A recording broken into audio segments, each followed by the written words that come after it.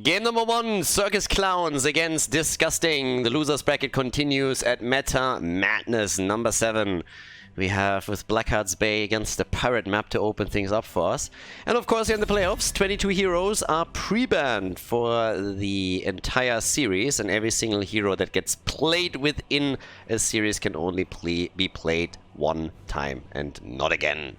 Yeah, we had some crazy games already, and of course now the party is going to continue. This is actually one of the matches that most people were looking forward to here in the lower bracket. Disgusting against the Circus Clowns could be a really spicy series. And we already had some fantastic games in the losers bracket. I looked at the pairings earlier today and thought, hey, this looks like some really close games. Those could be some awesome matches. And that's exactly what happened so far. So this is exactly what we got. Maybe the trend continues here, we'll find out.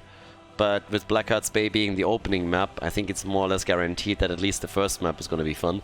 Since every single time we see the teams battling for doubloons, it is highly entertaining.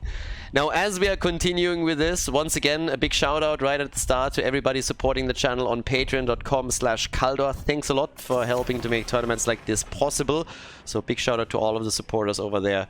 Again, I'll drop a link also in the YouTube video description. So if you want to join those ranks, you can do it there.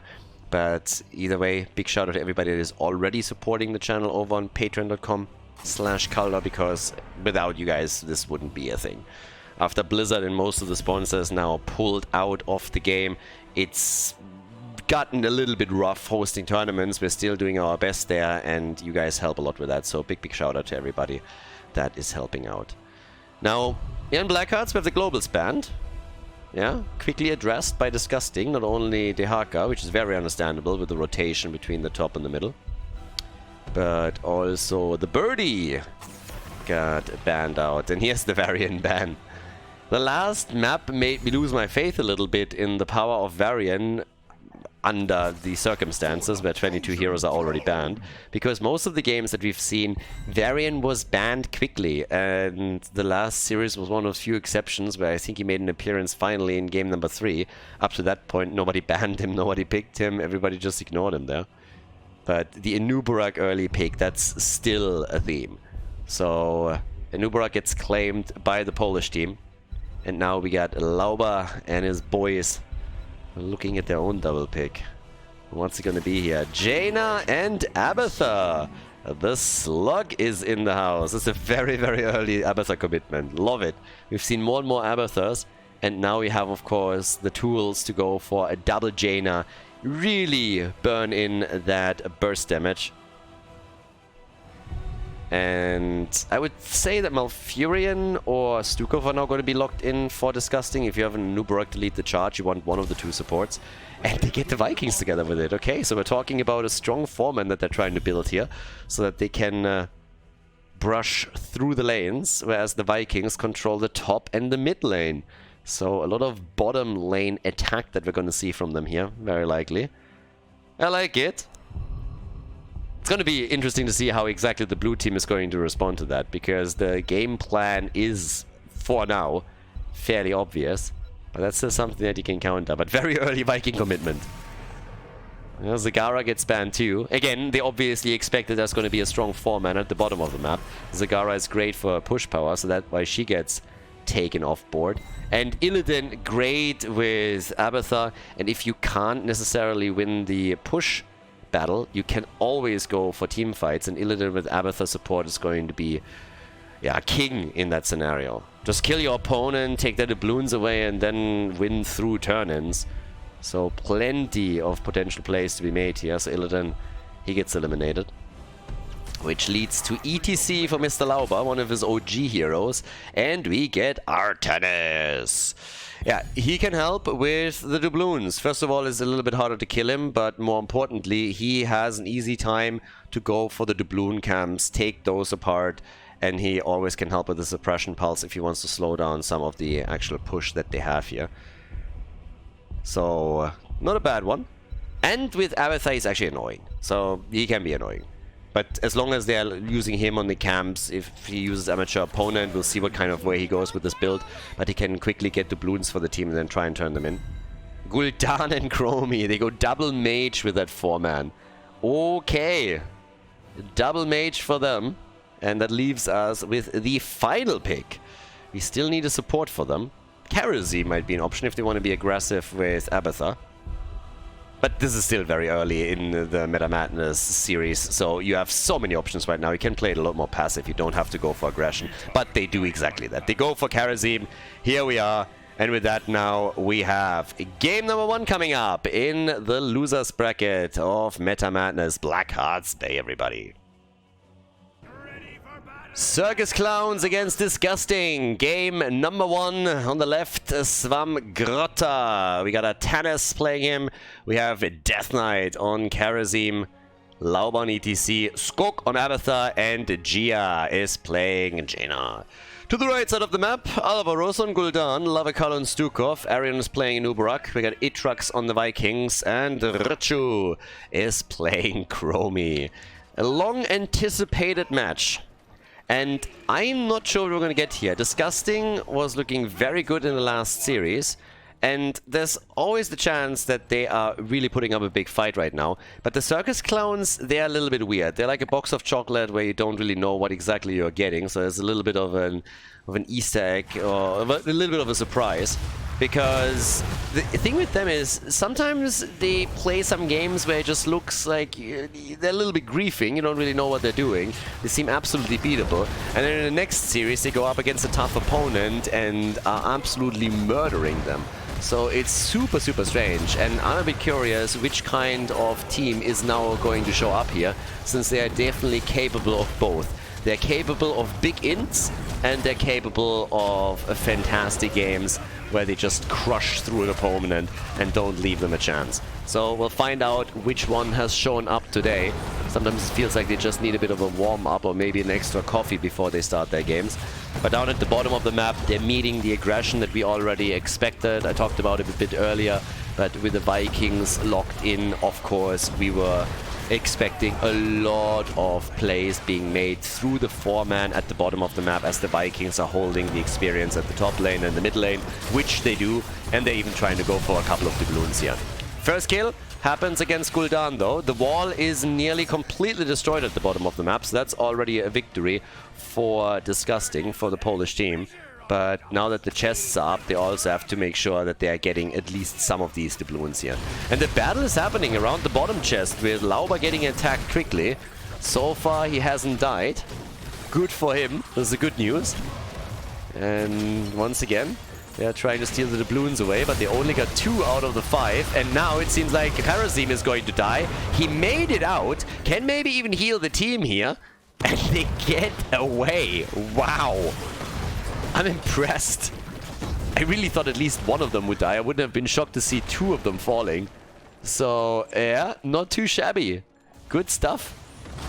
Now there's more camps, of course, at the bottom of the map, and all that camp control is going to be fairly important, considering that one of the ideas is to get more and more doubloons, more and more camp pressure, take some of the structures down, play through the barrage with the cannonballs.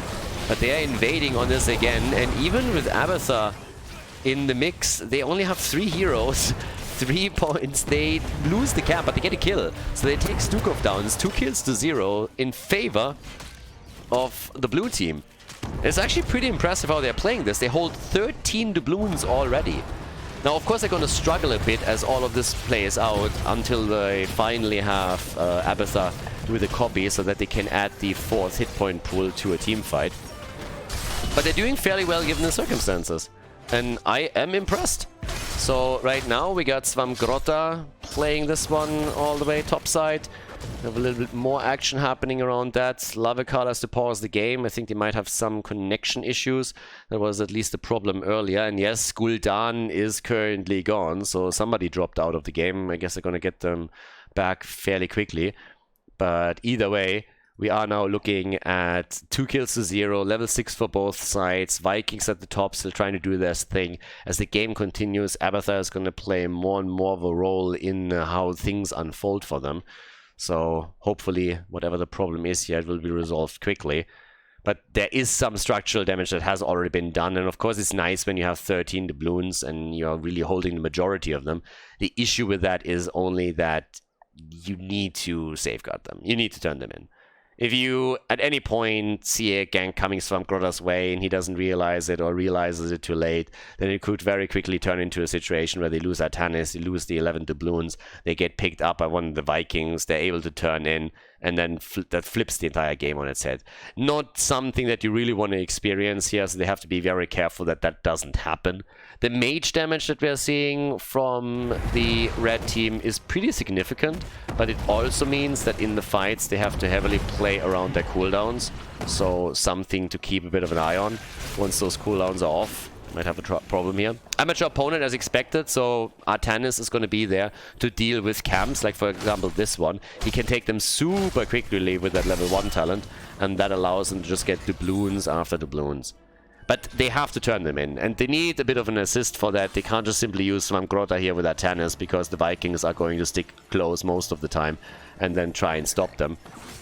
And yeah, Nubarak gets attacked, is a little bit short, so he can't interrupt, and that is the first turn-in, which means that now the mid fort is gonna fall. So the mid fort is gonna be eliminated by this. Abathur still going for Mule, can use that at the top as well. But structurally, the blue team is now slightly ahead.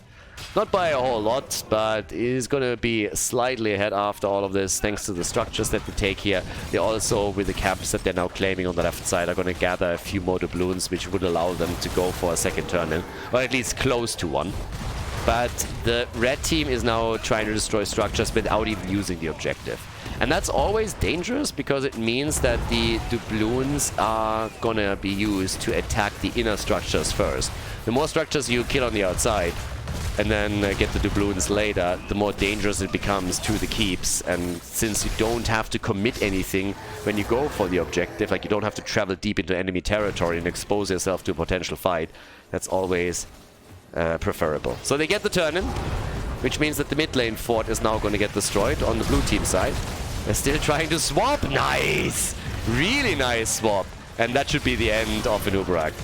Well, it should be, but he gets the stun out, and now he might even be able to escape. Depends on whether Lauba gets the stun connect, and he doesn't.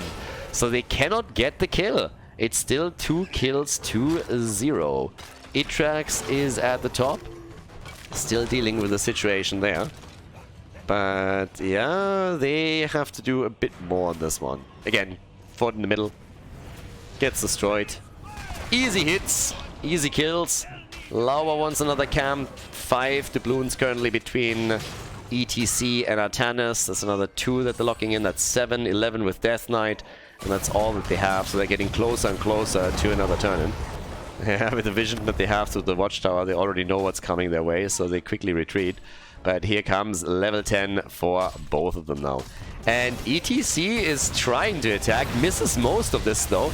They are really committing a lot. They have all of the doubloons here, and that's a big risk they're running, but it pays off. They take 2-3 Vikings down and a Nubarak on top of it. So that was great, especially of course with the Abathur copy. And now they have 11 doubloons that they can safeguard. Chests are popping up. There's another camp over here as well. So they should actually have 21, 23 doubloons in just a moment.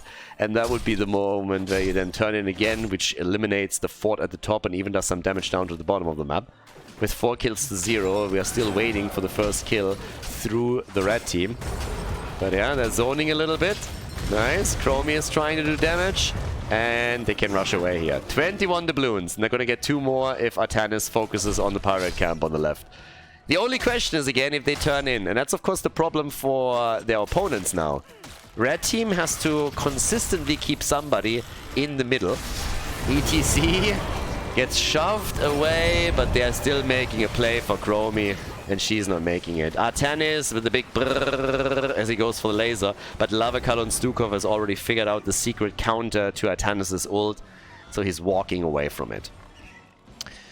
Super secret counter. Not everybody knows about that. Only on the top level is this used. But you know about it now too. Don't tell anybody. It's still a secret. But yeah, just walk away from it. There's no stun to keep you in place. This is a good way to deal with it. So yeah, either way, we got 5 kills to 0. Still not a single kill for Disgusting.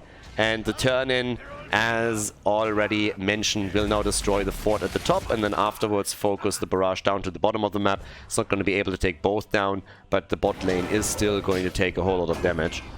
It's only a level lead that we currently have for the Circus Clowns, but that should be enough to do some work soon, TM. Because with the talent advantage, they can go into these fights, and in this case, they don't even have to go into a real fight. They just have to try and go for a Nubarak, who had a few more doubloons that they can take.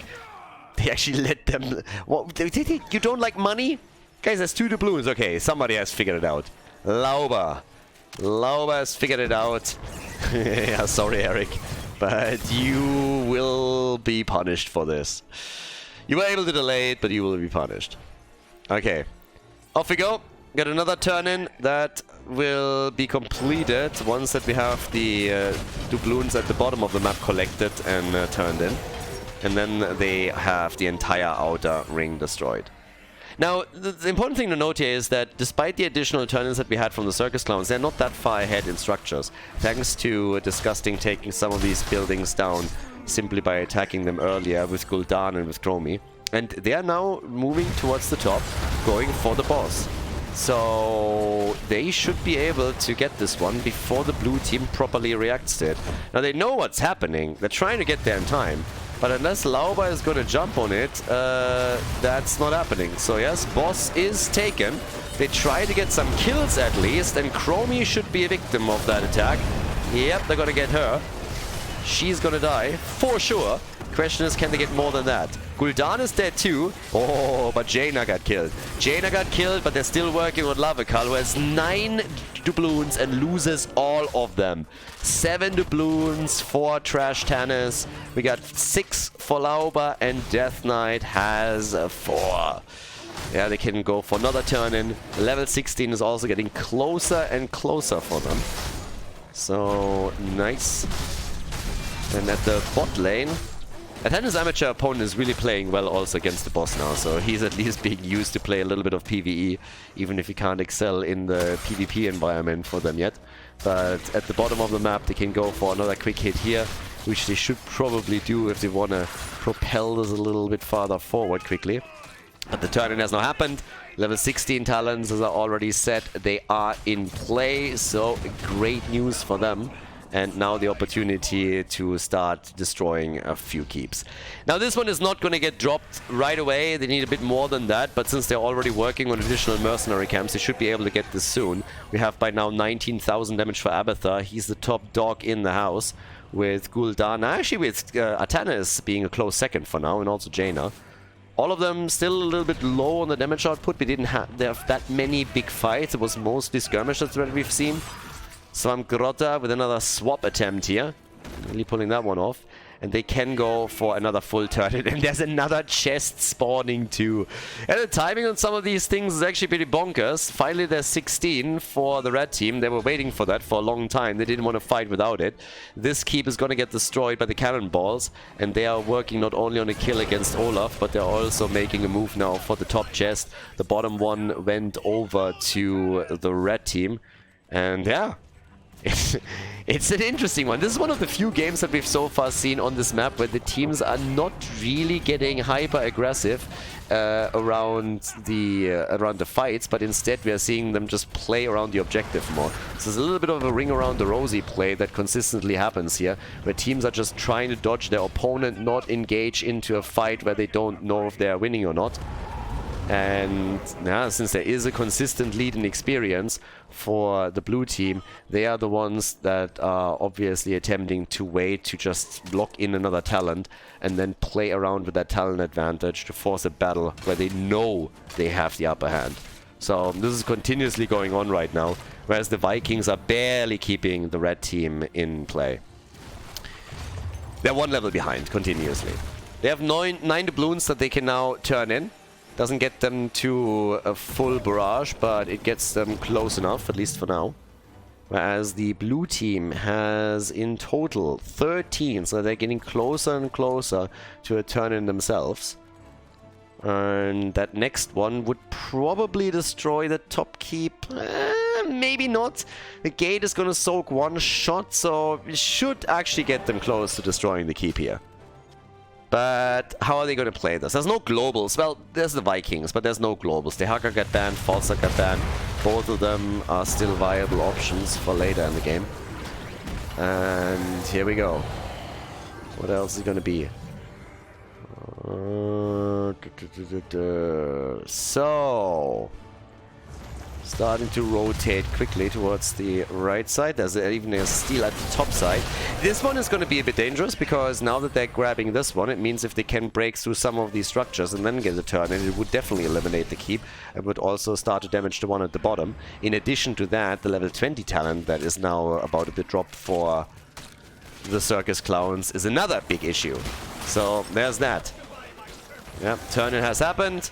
Barrage in favor of Disgusting, meaning top fort gets destroyed and a few more shots are going to be fired into the middle, taking the wall down. But since this is all exposed, the next turn-in from the blue team is really going to do a number on Disgusting. They're already in a tricky spot because they lost the keep in the middle, so the catapults are going to keep pressuring. And Eric, I mean, yeah, they knew, of course, that somebody was there. They can't take him. Nice attempt by Atanus, though. I like it. But since he's still around, he can be used again to maybe interrupt. But they could turn in 17 or 18. I'm really getting... Every single time I see a team not turning in at all, even when you're having this many doubloons on one single hero, I'm just sitting there and I'm thinking like, oh, for the love of God, get rid of them. If you lose a team fight, the entire game flips against you. For us as viewers, that would be fun, but it's just... it's triggering my imaginary OCD here. So, we got 9 and another 10. That means topside keep is now lost, and at the bottom of the map, they are going to damage the keep since this one is already nearly destroyed. I mean, it's good news for them. It's really good news for the Circus Clowns. As far as game number 1 goes, they're now in a very sweet spot. The lack of fights is also doing a number on Gul'dan, I might add. He's only at 23 stacks on his level 1, and we are already at level 20. So, yeah, it's really, really annoying for him. Alright, bot lane damage continues. 2 keeps are gone. Party time. They try to fight now. They got level 20. I mean, this is the moment when you really want to fight. This is where you want to make your play. And they get Karazim. Karazim is dead. Gul'dan is on the run. And yeah, the Vikings are joining the battle. I think the blue team has their work really cut out for them in this encounter. The Vikings at least get attacked, but everybody else is just doing work. And now that the doubloons are back up with the 2 chests spawning, we have an opportunity for Disgusting to get a barrage themselves. So far, not a single keep has been lost. Abathar is doing what he can to repair the structures up. Should really repair the tower so that it soaks a little bit more. But another boss is up and that one gets attacked. And that's the interesting one here. Because technically, they could try and end with the boss. They could actually try and end with the boss. Talking about ending. There's more doubloons now in their hands. They got another 10. Please turn in. 10 doubloons are in.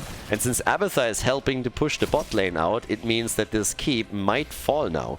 If they don't retreat with anybody here, this keep is gonna fall. So they are gonna go for game. They are gonna try and end the game now. And the Circus Clowns have to know that. And they decide that the best thing to do is to defend. So they're not trying to counter pressure. They're just trying to defend here. And so far, they're burning it down quickly. They're doing the best they can. All the keeps are gone on the side of Disgusting. All the keeps are gone. This is a play for game. They need the keep and they need the game. They will use the Vikings to defend a little bit and then jump in here. But don't be mistaken. They need to go for the core here. They cannot screw around with this. This is a play for core, an attempt to end the game. And if they don't end the game here, then their chance of winning this are fairly low. So here's the attack, there's the slide, ult is already out, Chromie got attacked, 7-sided strike did nothing, absolutely nothing. Artanis is at least getting a kill on Anubarak, and that's all that they needed, honestly. Anubarak is down, Chromie is dead, big shove to get ETC out of the fight, but they still lose Stukov, and now the rest of the team is also struggling. The Vikings are doing what they can to try and salvage the situation, but it's just not going to be enough for them. 15 kills to 3. Abathar already at the bottom. Slap him, baby. Slap him. Go for the slap. Come on, do it. Go for the core. You know you can do it. I believe in you. I trust. Come on. No! He lost faith. He lost faith. Yeah. That pesky Gul'dan. But the turn-in is happening, and this is game. The core is already losing its shield. The slap is there. And it's a moral victory. It's a moral victory. Abathar is just showing some dominance by moving in and slapping Gul'dan a little bit. That he died is of no real consequence because he gets avenged a second later. So there it is. Victory number 1 for the Circus Clowns as they take the lead in the best of 5. GG. 20 kills in total, 20 minutes into the game, and the blue team takes the victory. Before we head into game number 2, make sure that you subscribe to the channel if you haven't done it yet so you don't miss out on any future content here on Khaldor TV. Circus Clowns against Disgusting! Game number 2, Tomb of the Spider Queen, everybody! Junkrat and Mephisto get banned. I believe this might be the first time today that we have seen Tomb of the Spider Queen. So, off we go. Circus Clowns have done a great job on the first map. They've done really well. And I am pretty interested if they can pull it off on the second map too.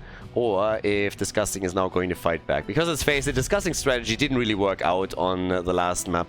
So we'll have to see what we're going to get there. But right now it's a final ban. 10 heroes that have been played on the first map, they're unavailable, they can't be played anymore, so 32 in total have now been removed, and that limits the pool a bit. For Tomb, we could see some interesting choices, considering that is pretty unique as a map in the sense that even though it's 3 lanes, it's fairly small, so oftentimes heroes like Nazeebo get played here. The Junkrat ban makes perfect sense in that context as well. He is already an incredible hero in the normal meta on Tomb, and therefore he's quickly getting banned out here. With 2 of the tanks banned, you could see the Arthur's pick coming up again at some point. First we have the Hogger, played by Richu. Okay. And, well, let's see what we're getting now for the Clowns. What are they gonna go for with the double pick? Swampgrota and Death Knight, they have to start things up here. My wish would still be for Swampgrota to eventually bust out his Murky. I would really like that. But we get Lau on Mal'Ganis first, and we have Malfurion played. The supports, the support pool has been a little bit limited, so you already have like at the beginning like 2-3 supports. You have Stukov, you have Malfurion, then afterwards teams are starting to shift a little bit over into Deck Arcane and some others. Maybe sometimes Kharazim if you want to be aggressive around it, but then very quickly you're talking Alexstrasza, you're talking Whitemane, you're talking Lily. So yeah, super interesting on that one as well. We got Nazeebo, that's what I was hoping for, but stacking, baby. Let's see if he gets to the late game with this. If we're gonna get the Vile Infection again. We had him in one of the previous series, and it was pretty bananas to see his damage explode after he got Vile Infection. I think in every single team fight afterwards he picked up 15 to 16,000 damage, which was just crazy. I mean, he pretty much ended the game as he picked up 20. But to be fair, he also stacked like a maniac. I think he was at 220 already at the 15 minute mark. So it was really good for them. Technically, you can do that in Tomb of the Spider Queen too, but usually there's more pressure on Nazeebo here whenever it comes to that part. Another hero that we haven't seen yet. Now, there's a few of the Frenchies that played him here, even in normal meta, as Probius. Probius, and Asmodan, and Butcher, Zarya, those 4, to my knowledge, haven't been played at all in the playoffs. So I was a bit shocked in some of the 5-mappers that they didn't get picked, particularly Zarya. It's really weird to me that she hasn't seen any play. I don't think that she was played once in the playoffs, which feels just wrong. With Imperius now locked in by Lauba, this is also further diminishing the pool of heroes that can be used as a main tank. So yeah, that's the next one. And we got the Pizza Boy. Ashalanor. Salami. Okay, Kelthas. He's going for the delivery again. Final 2 picks for Disgusting. Again, they are behind, so let's see what they can do here. What do we get? Uther and double support. So Uther main tank. And Jimmy, oof. Jimmy already on map number 2 in Tomb. Alright, good against the spiders. Cho'Gall, by the way, has also not been played yet, so he's been picked a lot. Sorry, banned a lot, but he hasn't been picked yet. But I think that should happen eventually. The problem is that once that he becomes a really big force to be reckoned with, then people ban him out right away. So there's a bit of an issue there. But again, we have 2 more Spider Queen coming up. Map number 2 in the best of 5 here in the losers bracket. Whoever wins the series continues to the next round, whereas the loser drops out. Deathwing is the final pick. And we are heading straight for the second map now. Circus Clowns against Disgusting. We continue with game number 2. The party is on, and the Circus Clowns, they have the lead with the 1-0 in the best of 5. We have some Grotta this time on Deathwing, Death Knight on Malfurion, Lauba playing Mal'Ganis. We got Gia on Kelthas, Skok on Energy, and over to the right side of the map we currently got Richu on the Haka. We have Lavekal on Deckard Kane, Etrax is currently playing Nazeebo, Arion on Uther, and Alvaros on Reyna. Okay, Toad build. We're getting the Toads. All Convection. Nice. Convection. Hail to the king, baby. Oh yeah, Gia. Show me what you got, baby. Show me what you got. Convection on one of the best globe maps that we have in the pool. They didn't go full grief on the heroes, but they definitely went for some interesting talents. We got a Toad build for one, and on the other side we got the Ace in the hole. But I love that he went for the stacking here. Now this can obviously backfire. This is a huge risk. You kind of never really want to do this, but it works out initially. Uther is dead, but he has to be super careful. The problem with Convection is also, if you get killed at any point before level 10 and then your progress is being reset, it is nearly impossible to finish it. Once that heroic abilities are part of the game and you can get targeted and sniped quickly, yeah, that's problematic. So Gia with the balls of steel, and he is not afraid to put them on the table. We got 2 kills to 0 as they're already dominating the rotation in the early game. Yeah, Gia riding in style here too with the money pick. Nothing can go wrong here. Nothing can go wrong for the man. Yeah, that's looking good. Alright, I'm definitely game for this one. 2 kills to 0. We have 2 stacks for Gia. It's gonna take him a hot minute to complete this. But Nazeebo is also stacking it up, and getting Nazeebo into the late game is obviously the one thing that they're trying to do here now. Vile Infection is gonna be the big one that they're aiming for here. At the top, Lauba currently doing his thing, and in the meantime we have here in the middle of the map still a bit of a rotational play going on. There's an adjustment with the energy roll now taken on level 4. We've seen it from Nano a few times in the past. And Nazeebo is actually doing pretty well. 30 stacks, pretty early, so if he keeps this up, depending on his level 4 talent, he should also be able to get a pretty good hit point pool and survive through a lot. The big Voodoo is in, and also we got the Holy Fire. Same time we got the Ruby! And they go for another kill, and this time it seems like the Witch Doctor is the target. Goodbye, Nazeebo! It was nice knowing you. Kill number 3 for the Circus Clowns. They had a very tough opponent in the winner bracket semifinal. And now, of course, they are hoping for revenge. They want to make their way through the losers bracket towards the grand final. And for them, Disgusting is a stepping stone. Disgusting, they still want to have a chance to win the series, but there is a lot of momentum now for the blue team. But let's see if they can get a second win. If they can extend that lead a bit and threaten match point on map number 3 already, it would be a big W for them. So maybe they can pull that off.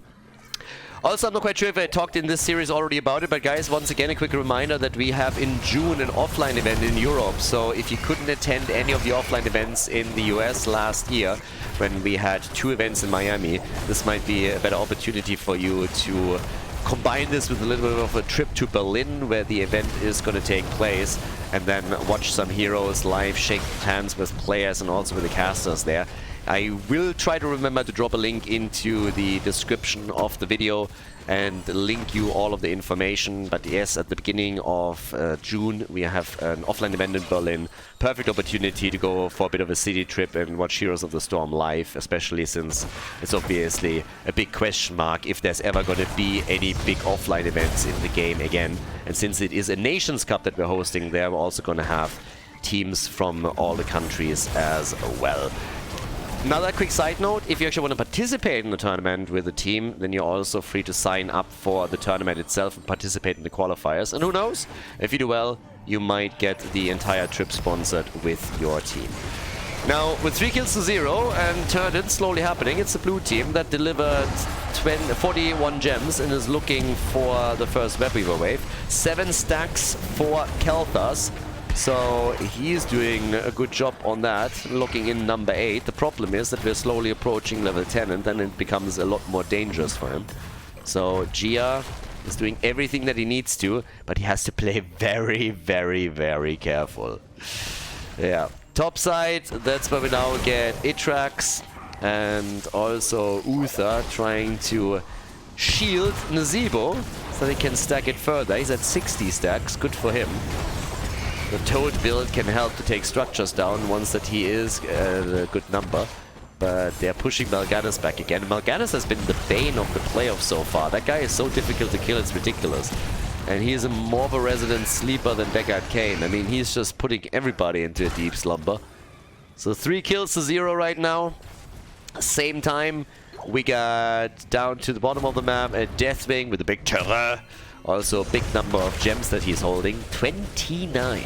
So looking good. They need to make sure that he's delivering, or they're always risking that he could eventually be taken down.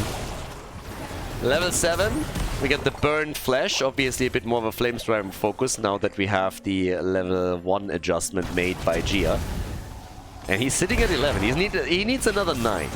So if they can set it up, maybe with Mal'Ganis, that would be perfect. Absolutely perfect for him, so let's see if it comes to that. For now at least, it's a completed turn-in and the timing is great. They get level 10 and they get the turn-in. So I thought, but yeah, Lauba is going to deliver. Okay, off we go. We got, with that, level 10 abilities. We have also the first Web Weavers, and that's the big opportunity now for Khaldor to work a bit more the Flame Strike stacks, but also for them to take some of these forts down. I haven't seen a kill in a while. Yeah, the double support, of course, with all of the sustain and Uther doubling as a tank with the stuns here, whereas Nazeebo is trying to make himself as tanky as possible. And he's at 80 stacks, 6 minutes in at level 10, so very good progress. They get a level 10 ability, and this is where Khaldor has to be especially careful. Like, very, very careful. Another connect, and they can go for the Nazeebo kill, and they get it. So Nazeebo is down. He's eliminated, and that allows them to do more damage up at the top. Mid lane, Web Weavers have been defeated. Down at the bottom of the map, Svamgrotta with by now 38 gems is still pushing, and Khaldor is playing it slow. Nazeebo at least slowed down on his own progress, obviously. He went for Gary, the Gargantuan. So we get that. And now we have also the Divine Shield. Spray game is on point. Nicely done.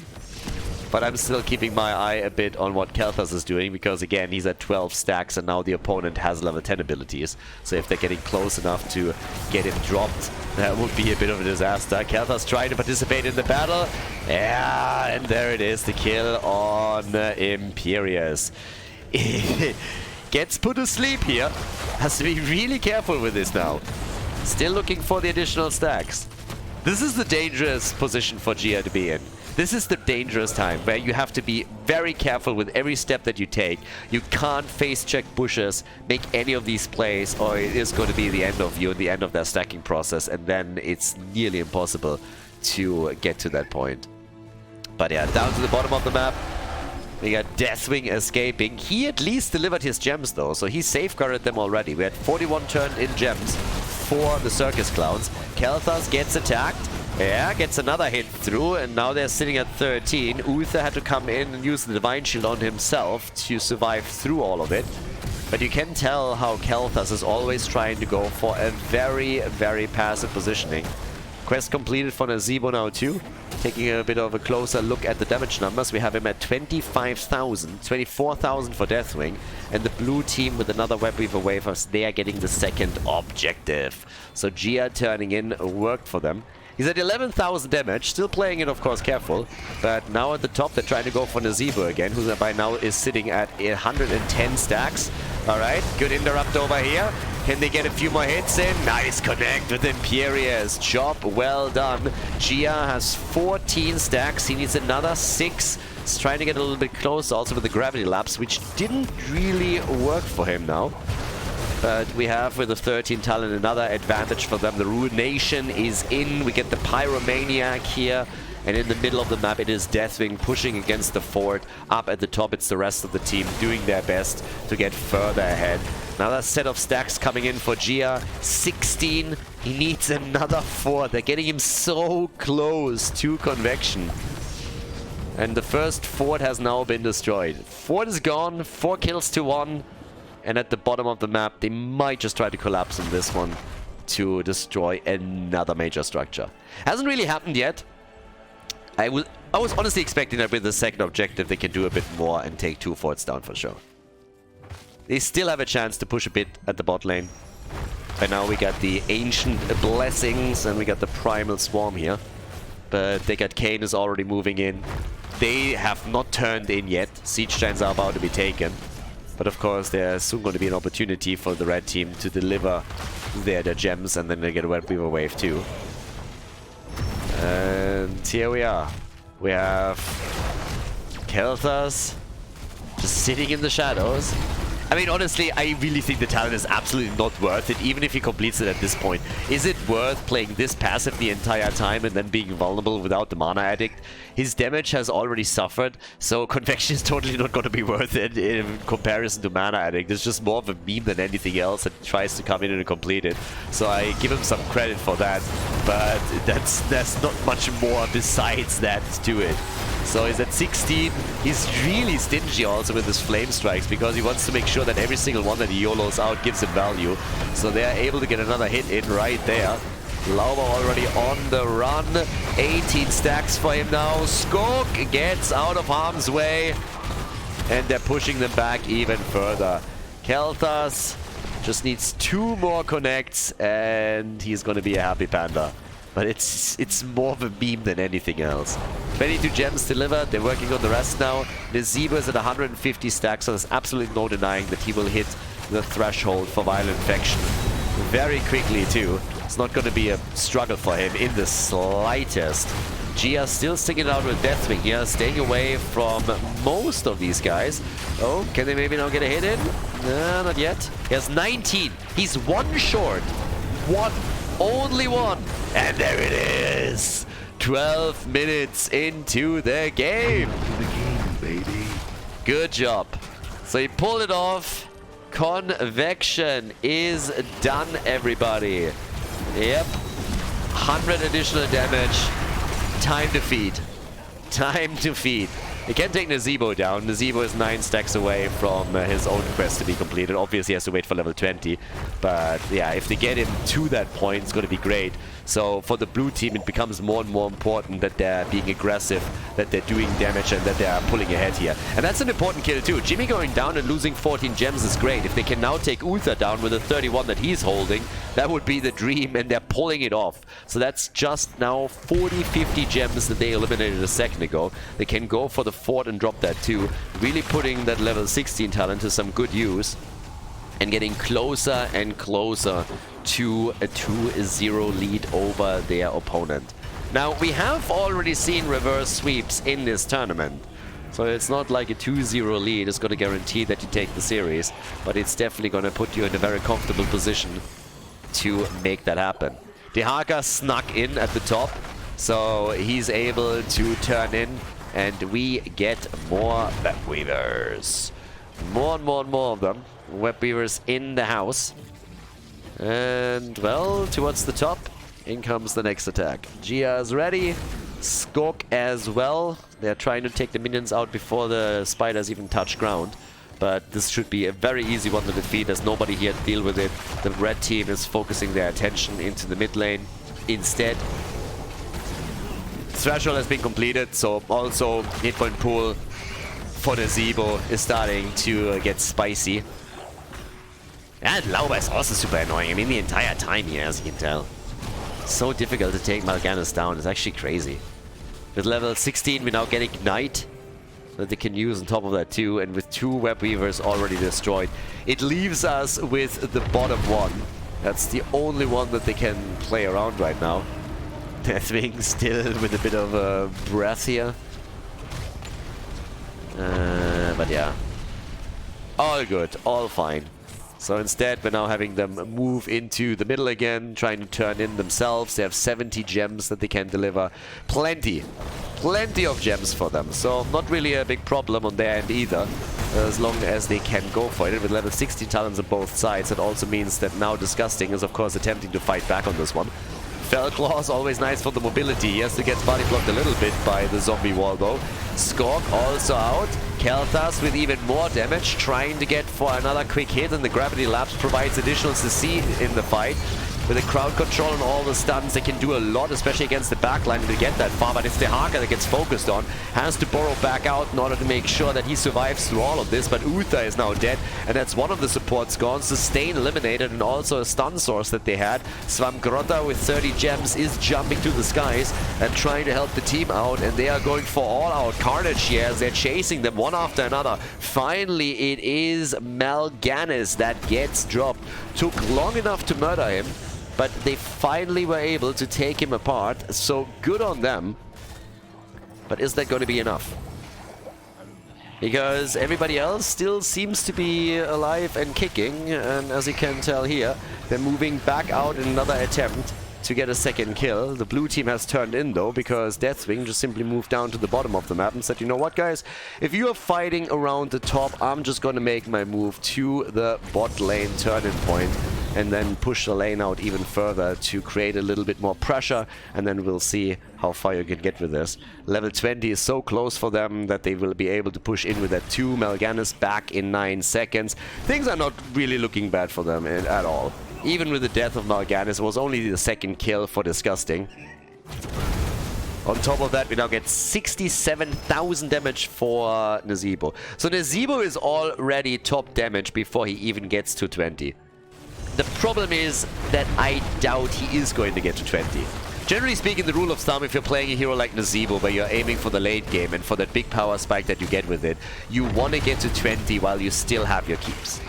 That's the general idea. Ideally, obviously more. If you lose 1 keep, that's still fine. The more keeps you lose, the more pressure on your core, the more difficult it's going to become. But at this point, they still have to breach 2 levels, and they are likely going to lose the first keep now. They might lose the game here. But Nazebo is just stacking like a madman. He's at 230 stacks. So if this game continues, if it lasts another 5 to 10 minutes, he is going to be a monster, an absolute monster. He's already really dishing the numbers out here. And if you ever get him on structures with the Toad build, he's going to raise them into the ground within seconds after he hits his level 20. In addition to that, every single minion wave that he destroys is just going to boost his hit point pool even further.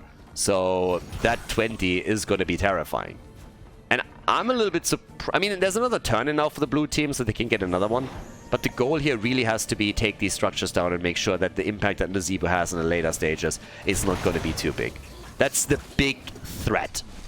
Nazebo after level 20. And yeah, 250 stacks. And as you can see, he gets the bonus improved to the big voodoo too. So that makes things worse. And it's the entire hope of the red team at this point. Get Nazebo to a point where he can win the game for them. And they need a level. They need 1 level. Fall at the top. Gets destroyed. And by now, we have the Hogger meeting the Web Weavers early at the bot lane. Perfect for them. Can try and take it out as quickly as possible. Mid lane might become a problem. Top lane is really the GG move. Web Weavers and Boss, and Disgusting doesn't have level 20 yet. It's exactly what you need here. Zebo is at 70,000 already, 20,000 ahead of Deathwing, who's the top damage dealer for the blue team. This keep is gonna fall. Keep in the middle, very likely gonna get destroyed too, because nobody's dealing with it and nobody can. So Circus Clowns are trying to end it. It's really a matter of time. Look how close they are to level 20. The Zebo's at 266 stacks. It's insane. Like, he's crazy. But they lost 2 keeps, and now they're about to lose the core, and the Zebo is sitting here and he's thinking like, oh my god, I just need another 30 seconds. But they're losing too much ground here. The shield is gone, the core is getting attacked, and if I'm Itrax, if I'm the Zebo, I would be so pissed. 270 stacks, he's just gonna get level 20, the Vile Infection is there, but it doesn't matter anymore. He gets 1 kill, he gets 2 kills instantly, but the core goes down, and that is game. The timing perfect for the Clowns as they take the 2-0 lead.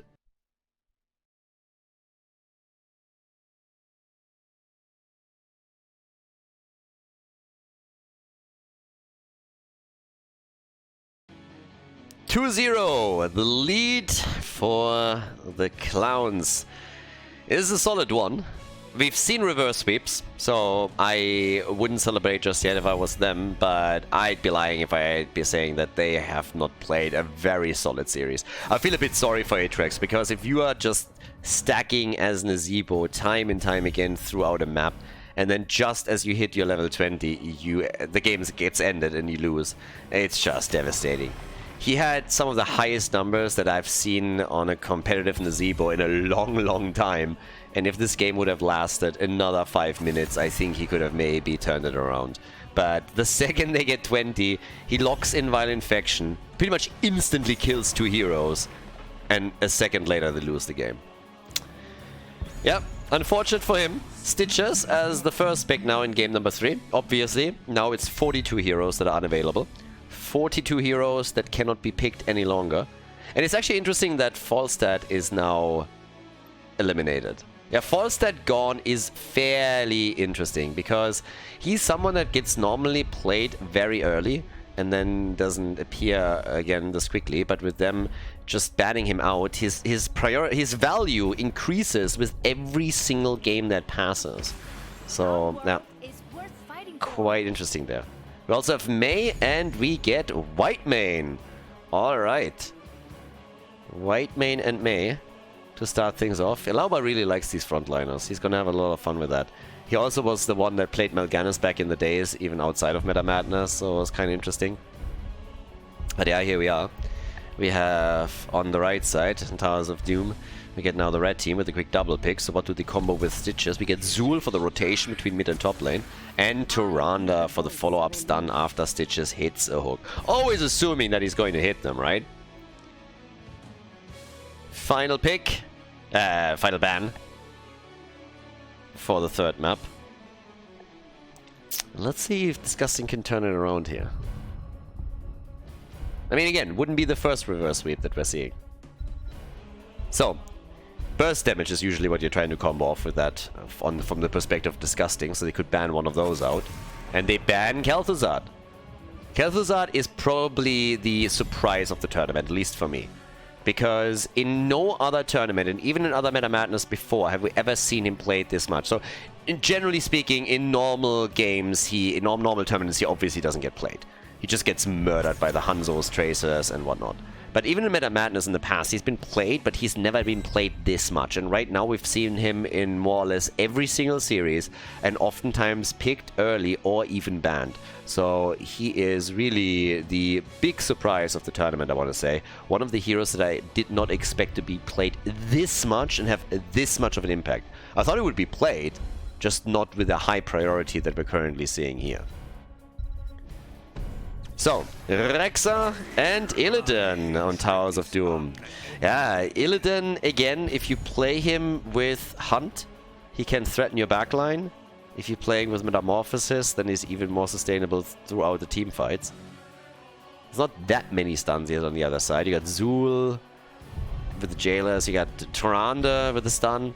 I got some tools to deal with him, but it's nothing too insane yet. So if they really want to have more, then they need to lock in a second stun for themselves. Kira and Tacita. Alright. Yeah, the Kira picks have been a little bit hit or miss. More miss than hit. Even in the game that they won, Ultralisk apparently said afterwards to his chat, and it was just like, yeah, she was useless here. So, time will tell. But again, Skog is the final pick, so it's a 2-0, and this is the opportunity for the Circus Clowns to lock in the victory and move on to the next round of the losers bracket. It will eliminate Disgusting from Meta Madness number 7. So let's see if they can do it. It is Orphea. They go for her for a bit more mage damage, and we are headed for Towers of Doom.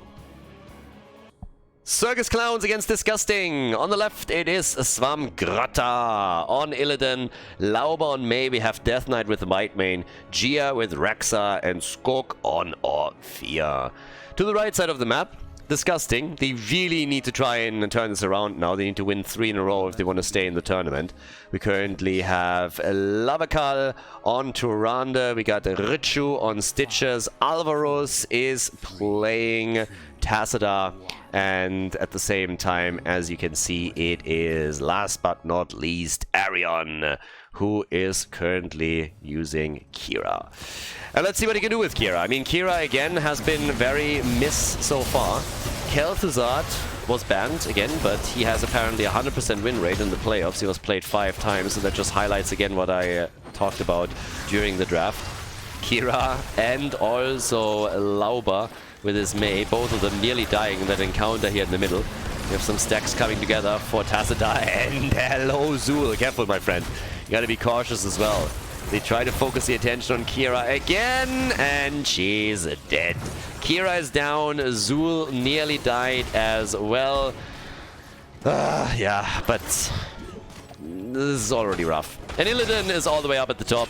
He's having a good time here. He's just starting to take a couple more structures down fairly easily, one hit after another, aiming for the tower, and somehow nobody is really going for him just yet. Zul is a little bit late to that party and is just now making his way towards the top. So that's some initial damage that we are now getting from Illidan on structures. Nothing crazy, but again, this is something that you should try and avoid as much as you can.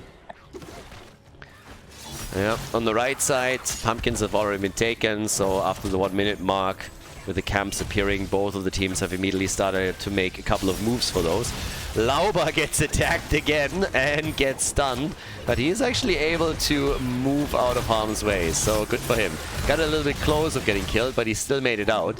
If Misha has another stun ready, that would have been the end of Kira for the second time. So she is definitely a bit struggling here in the early stages. Oh, but Lauber finally gets chomped down.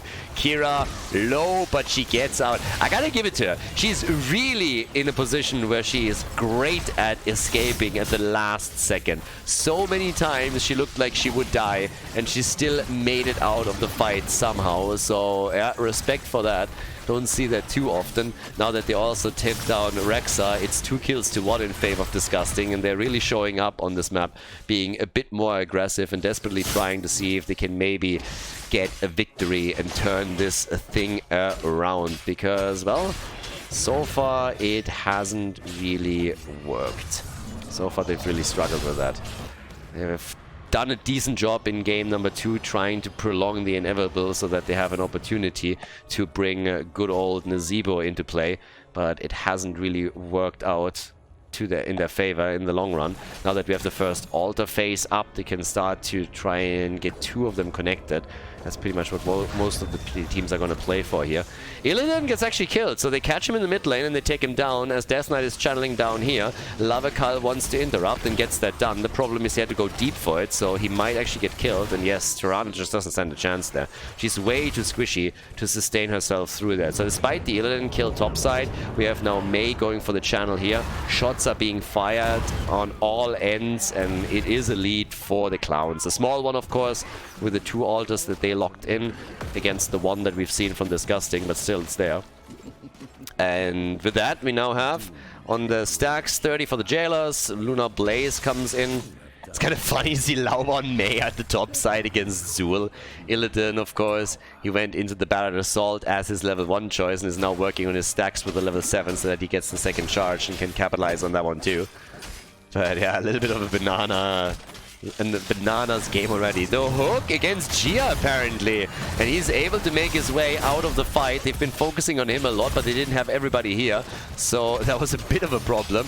It's still a quick hit on the camp, and the blue team is successfully claiming it, but can they all get out? That's the bigger question. Illidan trying to deal with the back line. Kira is swinging in big time, and Zul is dead, and so is Tassadar. Illidan is continuing the carnage in the back, whereas Kira on the left was trying to have an impact here, and it didn't work for her. So now it's a 1-level lead and 5 kills to 3 in favor of the blue team, as they are again attempting to pull ahead here. Lauber went also for the backup battery on level 7. Always a good thing. You should have backup batteries. It's really, really important if you run out of battery on your phone or something. It's nice if you have a backup battery close. If not, then at least bring a cable. I can heavily recommend that. At the end of the day, you just need to be repaired. Oh, they weren't prepared for this. You were not prepared. Illidan knows perfectly well about that, so maybe he told Mei all about backup batteries. Who knows? But so, Tassadar is just wrecking them. Lauber survives for a bit longer. Skog also just buying himself some time here. Damn, he's slapping. What the hell? Skog, can you calm down, please? How is he still alive? Are you shitting me? What? Excuse me? How is he still alive? Okay, thank you. Took them a little bit longer, but they finally got the kill. Illidan with a hunt. They got level 10! And he gets 1 kill. I'm not so sure if he's gonna get Kira here, and the answer is no. But have a look at this. Check this one out. Keep an eye on Ophia. I really thought I don't even have to watch him, because it was pretty much inevitable that he would die there, and then all of a sudden he just dances around them with the shadow walls and takes them down. So a big 1v5 that he's playing. Insane. Absolutely insane. The man's beasting it. They finally killed him towards the end, but the fact alone that he got a counter kill was just crazy, and then he survives even longer through that. So, yeah. Skog is hitting hard. Big, big damage from him. 7 kills to 5. 1 level lead. Top side. It's a trap. Misha knows all about it. Comes in and tries to claim it. Alright. Okay, so... Actually, one of the guys told a joke earlier. I'm not quite sure if I can get that together, but since we have Misha in the game, I thought this might be a good opportunity. So Bear walks into a bar, sits down, talks to the barkeeper, and is like, I would like to have a Jack and Coke.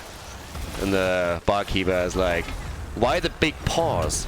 And the bear goes, ah, well, I was born with them. I actually think, so yeah, like the joke is shittier than my jokes. I think you have at least to give me that. So I think in that context, mine are now sounding a little bit better. But since we have Misha in the game, I think this was one of those that we needed to just drop out there. So yeah, I might have screwed up the end there. I'm not sure. So yeah, credit goes to 0, by the way. I'm not quite sure if you can say credit, more so you can blame him for it, but yeah, either way. So Misha wasn't with them in the fight, which made that absolutely impossible. But bear with me, because they might have another chance later on with her to make the impossible possible. So many bad jokes. Okay. Well, either way. Down to the bottom of the map, we now have 8 kills to 8, level 13 is in. And the talent lead, I mean, it hasn't really resulted in anything yet, they can't really use that window properly. But obviously, at the same time, we now have our boy Illidan over here with the elusive strike, 13 on both sides. And I think Illidan is going to wreck them as the game continues.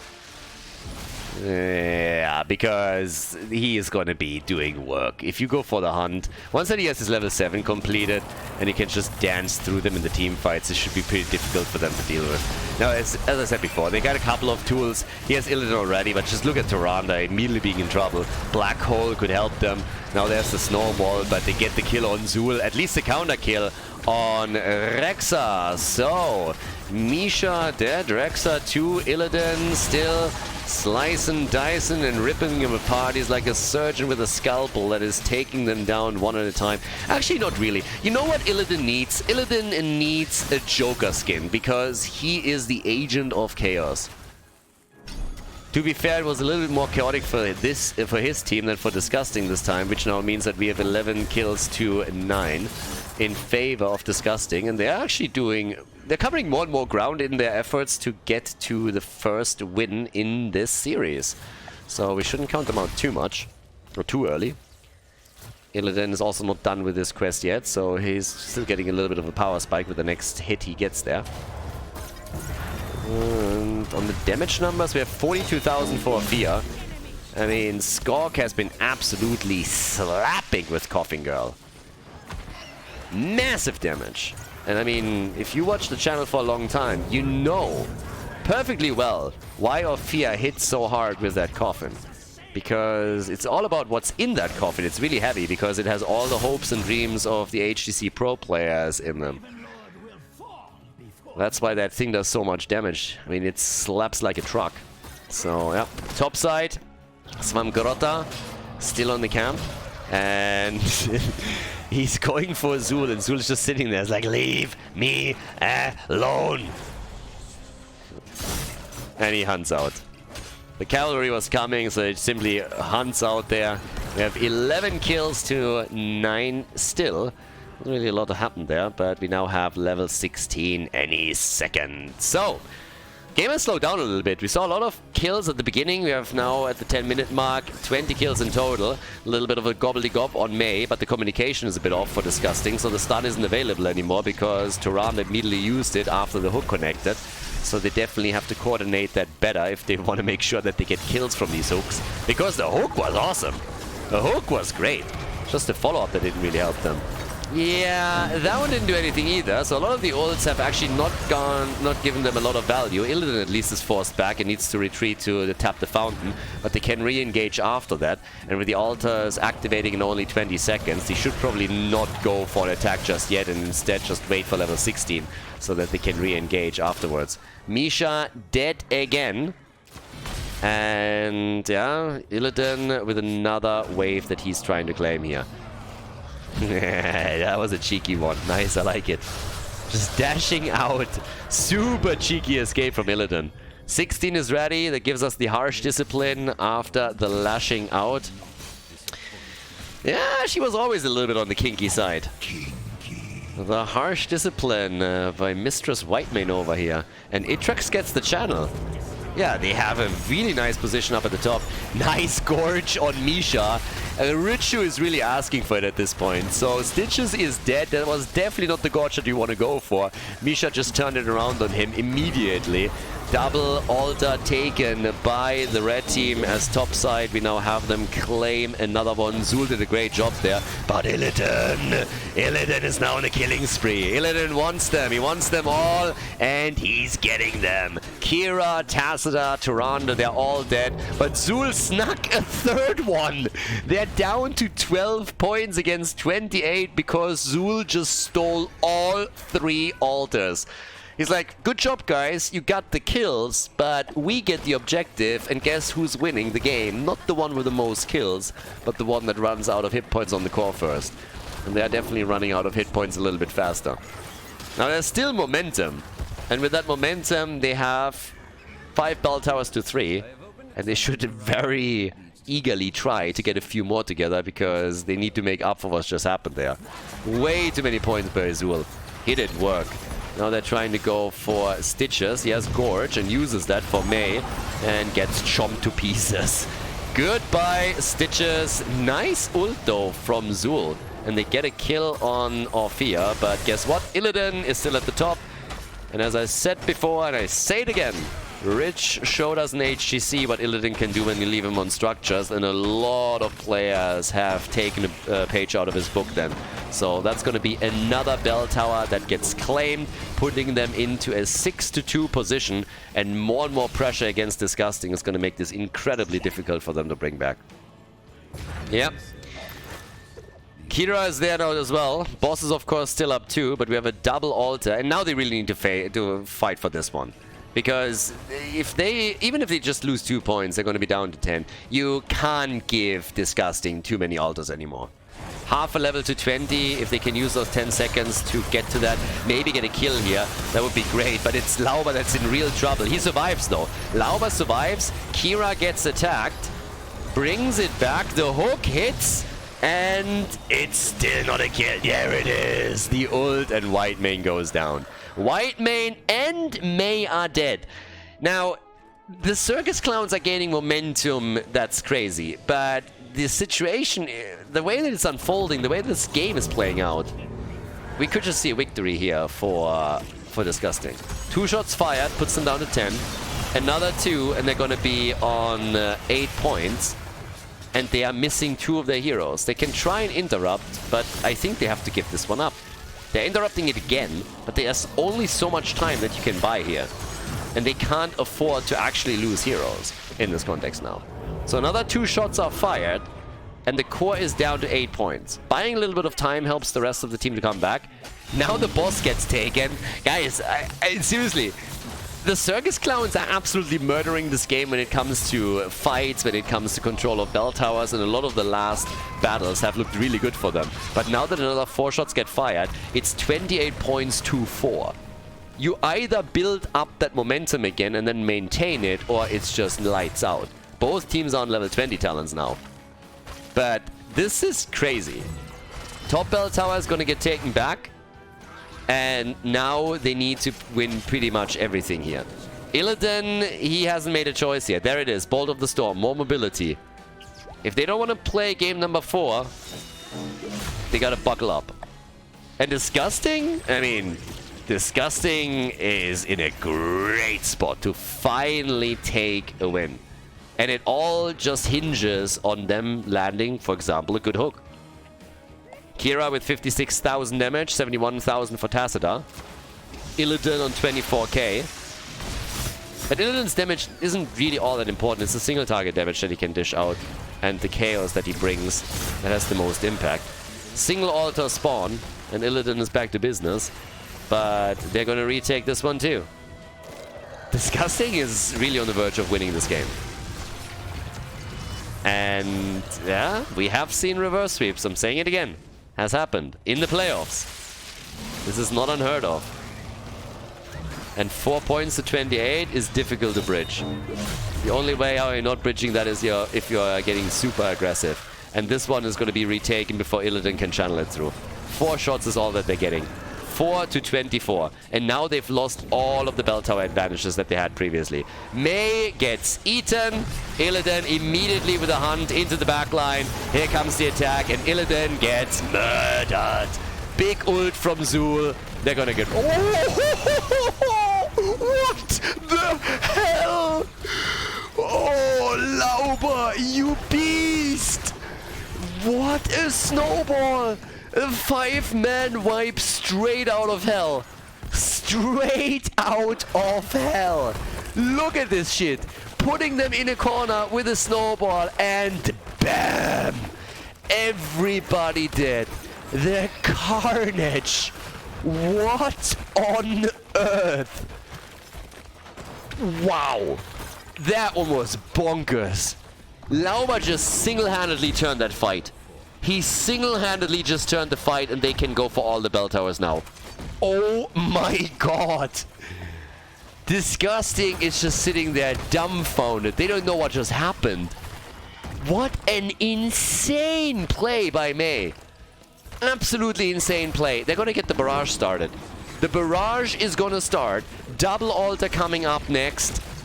This could have been the winning play in the game. 24 points is still a massive amount that they gotta get. But now it's winnable. Insanity. That was absolutely glorious. The attempt to retake the middle is already there. They're getting it quickly. There's another snowball. They're trying to buy time as much as they can. Couple of shots are fired. The altars are up. 2 shots, 3 shots is all that they're getting. Core down to 21 points. 6 That's what they have. 6 spell towers they're trying to channel. They're trying to channel. Illidan! Immediately in, jumps back out. Nobody's getting the bot lane. They need to win these team fights, and they know it too. They can't give this one up, but they already want to take this one. Down to the bot lane. Would put them to 15 points on the core. Again, Tirana with the interrupt, and they let it... No, they don't let it go. Yeah, that would have been a bit too insane. There's another 3 shots that are delivered right here. That's 9 shots fired. Bam! 12 points to 4. 12 points to 4. If they get this altar, it's 4 points to 6. Wow! And it's all because of that last move. That was insane. Misha gets gobbled up, and it's not the only one. They go for Mei, and again, Illidan in the back. They go for Mei. There's the play! Straight into Ophia! What the fuck? It's insane! Skork, so damn good! Lauber and Skork working like total chats now to win this game single-handedly here. It's glorious. They want to go for Stitches. Richu trying to escape. 2 points on the core. It was channeled by Disgusting. Disgusting channeled the core. Sorry, the altar. They channeled the altar, so it's only 2 points. 2 points to 12. They didn't get the bloody altar. Now they're trying to retake in the middle. Insanity. Guys, this was the initial play. This was the initial play. This started the entire thing. A quad kill within seconds. Now they're trying to reclaim the middle. Kira fainted, then she gets chomped and trashed. Yeah, that has to be it. That has to be it. The barrage starts. 12 shots is all they need. I would not commit Sudoku here. I would very much advise against that. That was a pretty dumb move, honestly, by Rexar. He should not have done that. Altars are popping up, but still, that was unnecessary. If they get a single channel and take anything back, then you are still toast. So yeah, getting the pumpkin set up is great. White main is in position for the altar. They should win this, but that was still a bit unnecessary. Good on Lauber to delay them up here at the top. Okay, they're gonna take it. But if I'm Rexar, then I would play this a little bit safer. 6 points to 2. White men can start the channel. The owl isn't there to interrupt. She's dead, and this is game. Mei falls, but this is it. A 3-0 victory. Beautiful combos towards the end as the clowns move on to the next round of the losers bracket and kick Disgusting out of the tournament.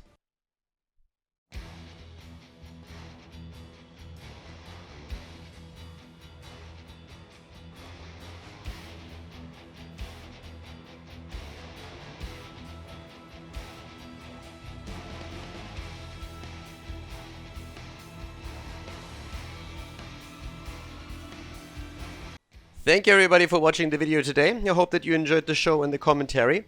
And keep in mind that the spoiler protection that is going to run for the rest of the video is made possible by all the support on patreon.com. So guys, if you want to support my work, if you want to help me start new projects and keep the spoiler protection in place, please consider heading over to patreon.com/Khaldor. There's also a link in the YouTube description, and check that out. Thanks in advance, and see you guys next time with more esports coverage here on Khaldor TV. Have a great day.